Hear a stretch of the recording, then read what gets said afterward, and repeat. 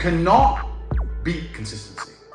The person who does what they're supposed to do day after day, regardless of how they feel, is going to be the person who wins. They say that hard work beats talent when talent doesn't work hard. That is completely true. You have to be consistent. You have to decide. Are you the kind of person who wants to make a lot of money in this life and live a life of freedom? Or are you the kind of person who wants to look back when he's 30 on his 20s or 40 on his 30s and look at that decade and go, what did I do with that decade? Is that D-Dude on the beat? Hey, so how you do that?